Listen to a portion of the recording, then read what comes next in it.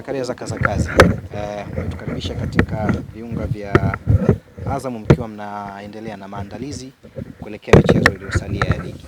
Kwa binafsi tathmini yako kwa michezo ambayo mmecheza na ile ambayo imesalia iko vipi?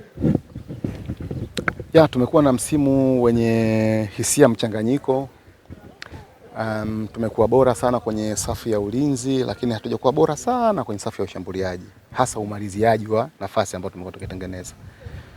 Nikiwa na matumaini kwamba katika hizi mechi zilizobakia tutaendelea kuimarisha kwenye hilo ili tuweze kupata maximum points kwenye hizi mechi zilizo mbele yetu na tuweze kugear up kwa ajili ya msimu ujao. Na kwanza kuona matokeo haya yatakuwa na maana gani mwisho wa msimu, alafu tupate cha kuanzia msimu ujao. Ujio wa Ibenge kocha kwa msimu huu na kile ambacho kinaendelea ndani ya Azam, tuliopia kupata kusikia hata comment kutoka kwa kocha wa timu nyingine akimzungumzia Ibenge. Pengine kile ambacho ninyi mlikuwa nacho katika kile wakati mnamchukua na kile ambacho kilichopo mpaka hivi sasa mpaka anaongezewa mkataba, mnahisi mko katika njia nzuri na ni kwa namna gani? Matokeo hayadanganyi, matokeo yanaonyesha kwenye mashindano ya kimataifa kwa mfano tumepiga hatua ambayo hatukuwahi kuipata hapo kabla na tumeongoza Tanzania. Nadhani unajua hilo katika timu za Tanzania ambazo zimecheza mashindano ya kimataifa mwaka huu sisi ndio tumefanya vizuri zaidi na hata tuzo ya BMT zile za klabu bora tutapata sisi kwa sababu klabu yetu ndio imefanya vizuri kuliko klabu yote ya Tanzania. Si ile tuzo siipo kwa ajili ya klabu ambayo imefanya vizuri kimataifa. Walivyosema kimataifa. Sasa kuna klabu gani Tanzania imefanya kimataifa vizuri kuliko sisi? Dar City.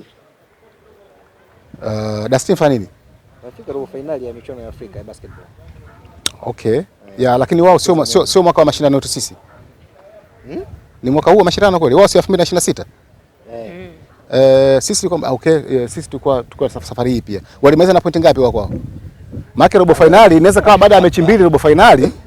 Kwa sababu hata sisi ingekuwa kama ndio nyakati fulani, hii ilikuwa mpaka nusu finali. So tuangalie zile ambazo wamepata, yani wamepata nini? Yani labda mechi walizocheza kama hizo mechi kwenye basket. Kwenye basket timu ikishinda inapata point ngapi? Nyinyi si ndio waandishi habari? Inapata nini? Yani ikishinda. Kwa sababu basketball unashinda game, ni game moja, game ya pili, game ya tatu. So utahesabia game zao wameshinda mpaka mwisho game ngapi na sisi tumeshinda ngapi afu tuangalie katika mchezo wetu katika mchezo wetu sisi huu ushindi wetu kama ni point ngapi na wao kama ni point ngapi afu tuweke mezani. Afu tuangalie sio? Kwa sababu ukipima tu robo finali inawezekana mfumo wa mashindano baada ya mechi mbili uko robo finali. Alafu utakuwa utendi yake. So nadhani hivyo inabidi anyway wanajua zaidi BMT wenyewe.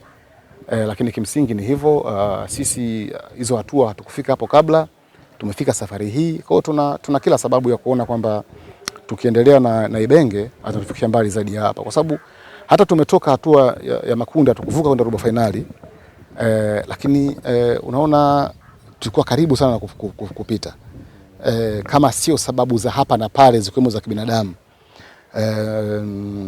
Wale Wydad ambao tulicheza nao mechi ya mwisho kule kwao wakatufunga, sisi tulikuwa tunawafunga Zanzibar wale. Kama sio sababu za kibinadamu. Unaona na dynamics ya kundi ingebadilika kutokea pale. So hivyo vitu haviko kwenye mikono ya Ibenge, yani viko nje ya yeye. So yeye alifanya kazi yake vizuri na sile kazi tukaipenda, tumesema tuendelee naye. Hiyo ni kimataifa. Lakini hapa nyumbani pia ukiangalia Azam FC ilivyo sasa hivi imekuwa timu ngumu sana hata kuruhusu goli. Yani imekuwa timu ngumu sana kupata goli kwa Azam, sio kitu chepesi. Hadi tumeruhusu mabao machache zaidi nyumbani. Si nyumbani hatujaruhusu hata goli moja. Hatujaruhusu hata goli moja nyumbani. Lakini kwa jumla kwenye ligi mpaka sasa tumeruhusu goli 9. Hizi goli 9 kwa miaka mingine tulikuwa mpaka sasa hivi tumeshafunga goli wakati mwingine 20 na hadi muda huu kwa miaka mingine ilikuwa goli mpaka 20 au 10 plus. Unafahamu na hata ukiangalia hizi goli 9 ambazo tumeruhusu hadi mechi ya 21 tunacheza tumeruhusu goli 5. Of course ile mechi ile tukaruhusu goli 4 ndio zikawa hizi 9. Lakini ni siku naamka vibaya. Si unaona Kwa kuruhusu goli nyingi kwenye mechi moja na kukaa mechi nyingi bila kuruhusu goli alafu au kuruhusu kila mechi goli moja mpaka mechi 5 au umecheza mechi 5 mechi moja umeruhusu goli 5, hizi 4 zote umetoka na clean sheet. Safu nzuri ya ulinzi ni hii ambayo imeruhusu goli mechi nyingi goli moja, lakini mechi nyingi imetoka bila kuruhusu goli, kwa sababu hiyo siku inawezekana waliamka vibaya, alafu mambo yakawa tofauti, lakini kipimo kinakuwa mfululizo wa matokeo, ile consistency. So sisi ukiangalia consistency yetu kwenye kuruhusu magoli iko bora sana, na manake haturuhusu magoli mengi, na hicho ndio kitu ambacho tunaona ni kizuri, kwa sababu safu nzuri ya ulinzi ndio itakufanya timu yako ishinde mataji. Kuna dalili ya kutoka na chochote kitu msimu? Bado mashindano yapo. Kuna mashindano mawili ambayo yako mkononi hadi sasa. Nadhani hata nyinyi mnajua, na tuna mechi, tuko nusu finali, kuna ligi bado inaendelea. So acha tuone itakavyokuwa. Ndani kama ya wiki mbili pengine mnahitajika kucheza mechi takriban 6 hivi. Hii kwenu ninyi mnajipanga vipi hapa, na kuna ugumu wote mnahisi mnaweza kukutana nao kwenye moja kati ya malengo yenu? Sijafanya tathmini ya kutosha hizo mechi 6 sisi na wapinzani wetu wanacheza hizo 6 au watakuwa na 2 wao. Katika hao tutakutana nao katika hicho kipindi. Sasa ukijua kwamba nyinyi mnacheza mechi 6 ndani ya muda mfupi, alafu wenzenu katika kipindi hicho na mechi 3, unaweza kaona kwamba inawezekana sisi tukawa tunasumbuliwa na uchovu kwenye hizo mechi. So mpaka niwe kwenye nafasi nzuri ya kujua na hao wapinzani wetu wenyewe na 6 kama sisi, kama na wao wana 6 kama sisi, itakuwa maisha ya kawaida. Haitakuwa excuse kubwa sana kwenye na jambo lingine pia, mnaweza mkabaki na mechi sawa sawa 6, lakini kumbe wewe una mechi nyingi za kusafiri kuliko wenzako ambao watacheza nyumbani mechi hizo zote. So hayo mambo yote hayo inabidi kuangaliwa kwanza kwa makini na kuweza kuwa kwenye nafasi nzuri ya kulizungumzia hilo. Babu Zaka, mnaenda kucheza na Young Africans katika hatua ya nusu finali.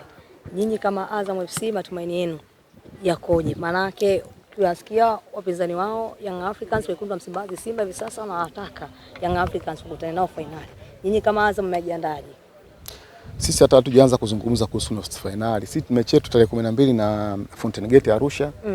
Ya ligi ndio mechi muhimu sana kwetu sasa. Mechi yetu muhimu kuliko zote ni inayofuata. Ndio mechi muhimu sana kuliko mechi zingine zote. So wala hatujaanza kuwaza nusu finali, sijui nini na nini, hapana. Mechi na Fountain Gate ndio mechi ya muhimu. Mechi iliyoko mbele yako ndio mechi muhimu kuliko mechi zote za hapa, kwa sababu hiyo ndio itafanya hizo mechi zingine za mbele ziwe muhimu. Kama hii mechi tutakuwa haiharibu, hizo zingine zote make zitakuwa zinapoteza maana. Yaani ile maana yake inapungua. Let's say unataka upate pointi 10 ufikie achievement fulani. Hiyo pointi ya 10 utapata kwenye mechi ya mwisho. Lakini hii mechi usipoifanya vizuri, hazitopika hizo 10, hazitofika tena. Ukipoteza zitabaki 7. Ni yako ilikuwa 10. Kwa hiyo ya mbele yako ndio kwanza iwe muhimu kuliko hizo zingine. Kwa sababu katika dhania Zaka, mechi yani katika ukiangalia namna pointi zilivyo na msimamo ulivyo, pengine focus inaweza ikawa zaidi kupata ubingwa wa kombe la shirikisho, ili angalau na nyinyi mtoke mmenyanyua makwapa kuliko huku ambako malengo yanaweza yasifikiwe ya kuchukua ubingwa. Hiyo sasa umesema dhana kwako wewe sasa. Kwako wewe hiyo ni dhana muhimu sana, lakini kwetu sisi ni mechi ya mbele. So hiyo mechi ya mbele haijali ni mashindano gani. Hata mashindano haya unasema shirikisho itakuwa mbele tu, kuna siku itakuwa mbele hiyo mechi. Ndio itakuwa muhimu wakati huo. Kwa hiyo hatuzungumzi kuzungumza mechi 4, 5 zijazo, hazina maana yoyote. Hii iliyoko mbele ndio ya muhimu. So sisi hapa sasa hivi focus yetu, mazoezi yetu na lenga mechi na Fountain Gate. Lakini wewe unawazungumzia nani hao? Wapinzani ambao watakutana kwenye nusu finali. Hata sijajua, hamna tathmini yote ambayo imefanyika. Naweza nikazungumza kuhusu Fountain Gate peke yake hapa. Timu nzuri ambayo imeimarika sasa hivi tangu imempata kocha Minziro ambaye ni kocha mzoefu kwenye mpira wa Tanzania kwa kucheza na kwa kufundisha. Unaona tangu amechukua timu inabadilika, timu imekuwa ngumu pia yenyewe kufungika. Mbona JKT kwake pale macho amemtoka. TRA kafungwa kule Arusha. Na TRA ni timu ngumu sana ikiwa Arusha, lakini kapigwa pale na Fountain Gate, umeona? So ni timu ngumu, imeimarika na inabidi tujiandae vizuri kukabiliana nayo. Hii inaweza ikawa ni media day ya mwisho mpaka kuunganisha na kwenye dirisha la usajili. Yawezekana pia mnasubiri tathmini ya mwalimu, lakini umezungumzia moja kati ya mapungufu yaliyokuwepo ni katika eneo la umaliziaji. Tutegemee kuona mabadiliko makubwa pia kwenye eneo hilo. Matarajio yatakuwa kwa kocha kwamba atasemaje, kwa sababu inategemea ripoti yake, lakini mimi huwa naamini, siamini katika mabadiliko sana ya watu, naamini katika mabadiliko ya utendaji.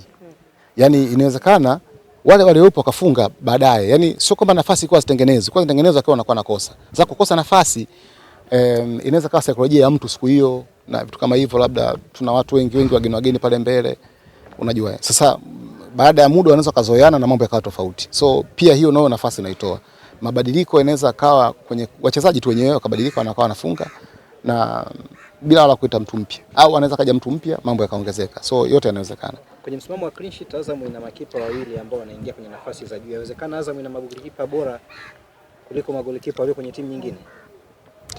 Nadhani hilo linajulikana na hata timu yetu ya taifa ama makipa ndio wanaoitwa. Hiyo iko wazi. Lakini clean sheet sio credit za kipa peke yake. Clean sheet ni timu, ni kazi ya timu nzima kuanzia forward line. Kwa sababu kazi ya kuzuia inaanzia mbele. Kuanzia forward line. Mpira mkia upoteza, yule wa kwanza mpira upotelea anafanya kazi gani kuhakikisha mnakuwa salama. Na hiyo inafanyika kwa wote mpaka inafika kipa. So timu ikitoka na clean sheet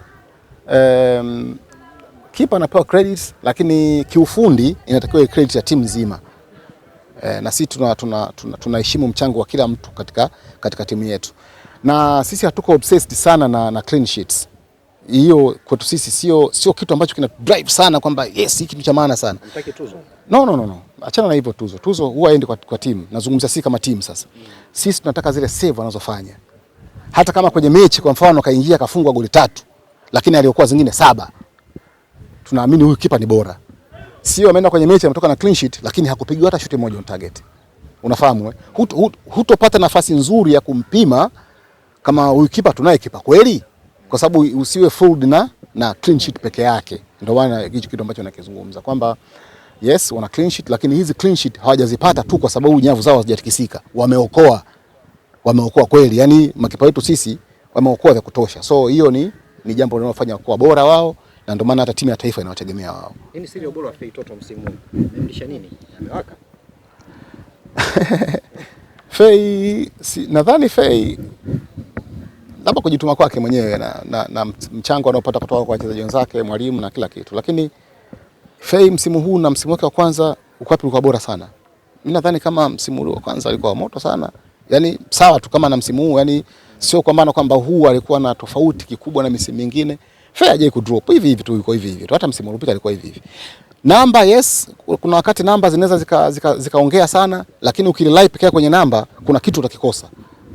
Kuna kazi kubwa sana anayofanya Fei uwanjani. Yaani kutoka na mipira chini, kwenda kuombea kushoto, kulia, yani kila sehemu yeye anakuwepo kwenye mchezo. So ukibaki tu na namba, na goli 10 ngapi sijui, ana assist ngapi, peke yake hiyo unaweza usimtendee haki sana, kwa sababu ana vitu vingine vikubwa sana ambavyo anafanya. Kwa hiyo na maana wewe siku labda asifunge goli unaweza kusema leo Fei hajafanya kitu.